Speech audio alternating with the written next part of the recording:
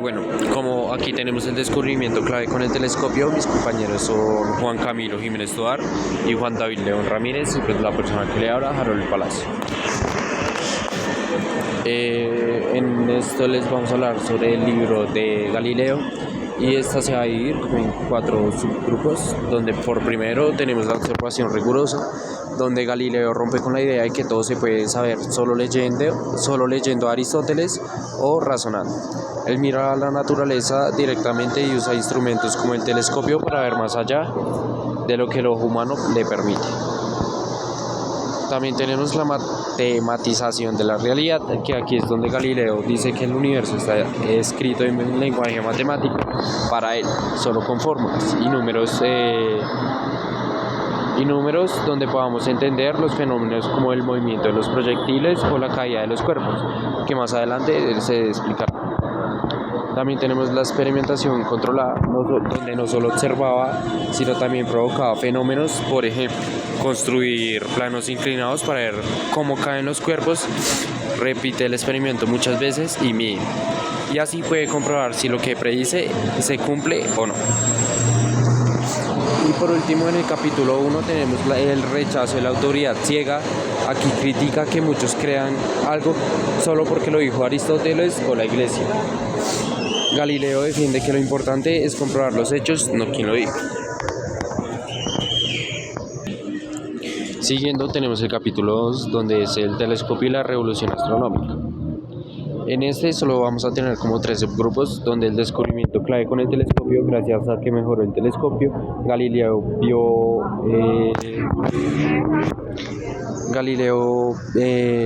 a que mejoró el telescopio, Galileo vio cosas que nunca nadie en la vida había visto, como las montañas en la Luna, los satélites de Júpiter, las fases de Venus y manchas en el Sol. Esto demostraba que el universo no era perfecto como se creía.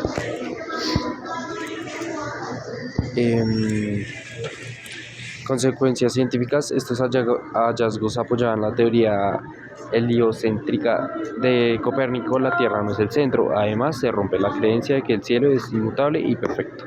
Y por último, tenemos el impacto social y científico, donde Galileo publica Siderius Nuncius.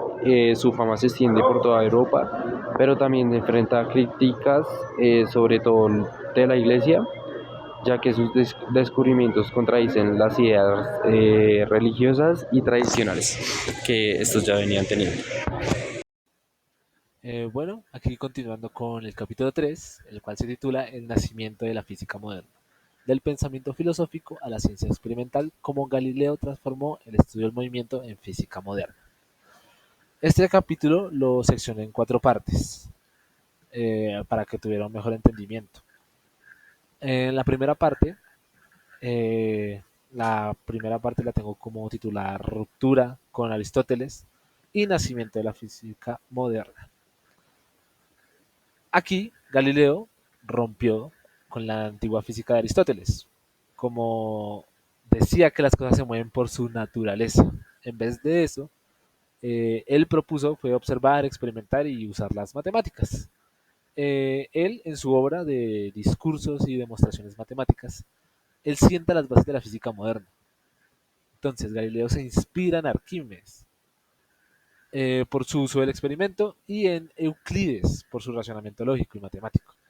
Y pues gracias a esto deja atrás la explicación pues basada en la autoridad y da peso a la física como la conocemos hoy, con los datos, fórmulas y las pruebas reales, que es como para lo que se utiliza la física prácticamente en la actualidad, que es para entender el mundo en el que nos rodea.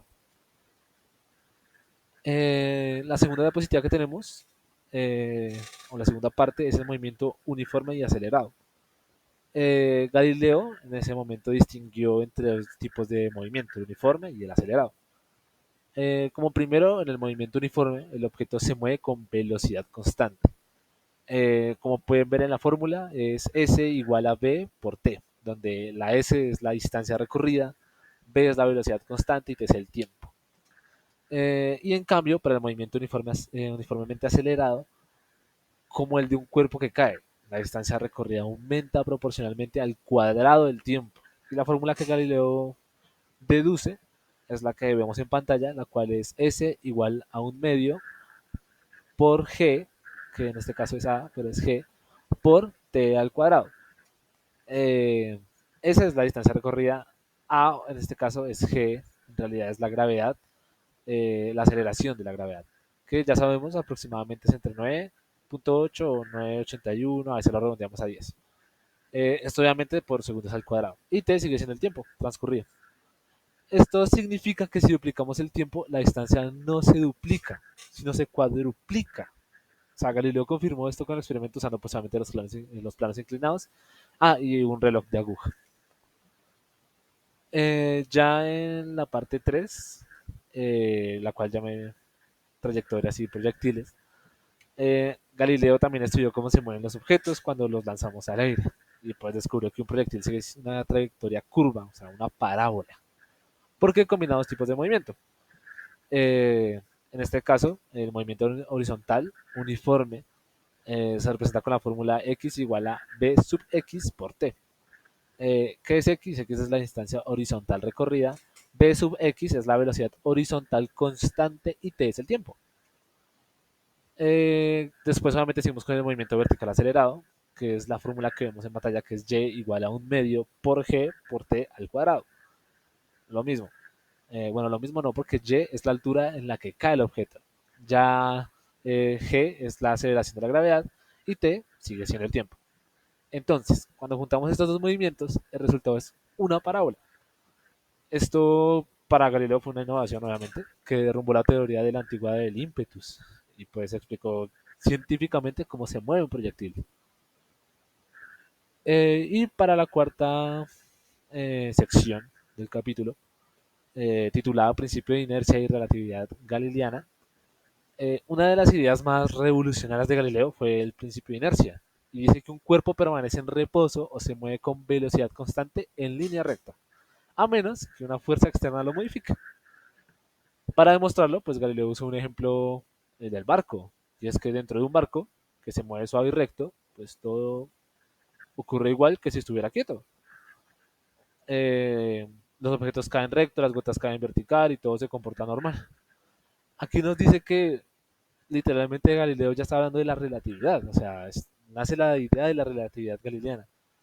Ahí es donde entendemos que el movimiento relativo, según el sistema de referencia o quien lo está viendo, si no entender. Aquí la fórmula que tenemos es x' igual a x más b por t. X' es la posición del objeto según un observador en movimiento. Y x sola es la posición del sistema de referencia fijo. B es la velocidad del sistema en movimiento y T sigue siendo el tiempo.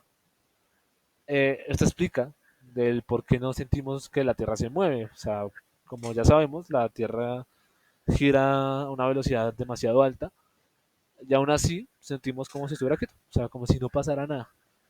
Y pues al final de cuentas, pues Galileo muestra en eso que la física no cambia si el sistema está en reposo o en movimiento constante. Y eso es lo que hace la Tierra, es un movimiento constante. Eh, ya para terminar la conclusión del capítulo, eh, pues podemos decir que Galileo no solo cambió cómo entendemos el movimiento, pues, literalmente fundó la física moderna, o fue uno de los que fundó la física moderna. Gracias a su enfoque que ya había dicho sobre la observación, el experimento y las matemáticas, o sea, utilizando eso de base, y dejó atrás las ideas pues aristotélicas y construyó un método científico que, pues, el que usamos hoy en día. Eh, Varios de sus estudios sobre el movimiento, las trayectorias y la inercia, pues abrieron el camino para que Newton y prácticamente la física clásica eh, fuera lo que es ahorita, lo que siempre ha sido. Eh, Galileo no solo fue un pues, gran astrónomo y físico, ¿no? Fue quien convirtió literalmente la ciencia en una forma de leer la naturaleza, pero en este caso con precisión. Por eso es que literalmente le metió la matemática a toda la explicación de los movimientos o trayectorias y sobre todo a la hora de hablar de la inercia y la relatividad. Bueno, eso sería todo por el capítulo 3. En este momento los pasaré con mi compañero Juan Camilo Jiménez. Les hablará sobre el capítulo 4 llamado Galileo y la Inquisición. Espero les haya gustado y los dejo con mi compañero Juan Camilo. Bueno, empezamos con el capítulo número 4, el cual lleva de nombre Galileo de la Inquisición. Este lo dividiremos en 4 apartados, el cual el primero lo definiremos como Galileo frente a la Inquisición. Galileo Galilei fue un científico revolucionario que defendió el modelo heliocéntrico y es el cual dice que el Sol es el centro del sistema y no la Tierra. Aunque esta idea ya la había propuesto Copérnico, pues Galileo fue más allá y no la enseñaba como una hipótesis matemática, sino como una verdad comprobable. Esto lo puso en conflicto directo con la Iglesia Católica, ya que consideraba que afirmar el movimiento de la Tierra era ir en contra de las Escrituras para la Iglesia. La verdad debía estar en la Biblia y no en los telescopios. Así empezó una de las disputas más emblemáticas entre la ciencia y la religión en la historia. Galileo Galilei no solo estaba cambiando la forma de entender el universo, sino también cuestionando quién tenía el poder de definir la verdad. Bueno, como segundo apartado tenemos que en el año 1616 la Iglesia le dio a Galileo Galilei su primera advertencia formal. El cardenal Belimario le comunicó que podía enseñar ni defender el heliocentrismo como una verdad física. En ese momento la Iglesia declaró herética la idea de que la Tierra se moviera, ya que iba en contra de pasajes de la Biblia. Galileo no fue castigado todavía, pero sí quedó vigilado por la Iglesia. Aunque parecía que aceptaba la decisión, Galileo no abandonaba sus ideales, siguiendo estudiando y observando el cielo, escribiendo, ya que para él era una forma de divulgar sus descubrimientos sin caer en la censura. Como tercer apartado de este capítulo tenemos el juicio definitivo, en el cual en 1632 Galileo publicó su obra más polémica, en la cual se llama El diálogo sobre los dos máximos sistemas del mundo. Aunque supuestamente era neutral, el texto favorecía claramente la teoría heliocéntrica. Uno de los personajes del libro, llamado Simplicio, defendía el sistema de Aristóteles y Ptolomeo. Él era retratado como ingenuo. Muchas interpretaron que Galileo se burlaba del Papa Urbano VIII, quien se sintió personalmente ofendido por esto. En 1633, Galileo fue juzgado por la Inquisición. Ante el riesgo de tortura y muerte, tuvo que abjurar públicamente, es decir, renunciar a sus ideas. Él fue condenado y arrestado y fue llevado a arresto domiciliario de por vida, aunque nunca dejó de trabajar. Se dice que al terminar su abjuración, él jamás dejó de mover sus ideales.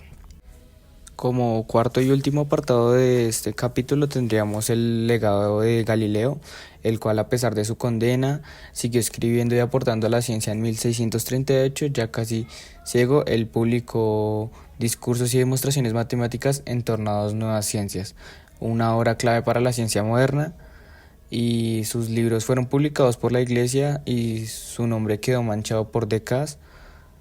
Pero con el tiempo su figura fue reivindicada. En el siglo XX. El Papa Juan Pablo II reconoció que la condena había sido un error, ya que es recordado como el primer científico moderno, no solo por sus descubrimientos, sino por su forma de pensar, basada en la observación, en la razón y en la libertad de la investigación. Su historia representa la lucha por el conocimiento frente al dogmatismo, y su legado sigue vigente en cada experimento, cada observación y cada ley científica en la que se enseña hoy.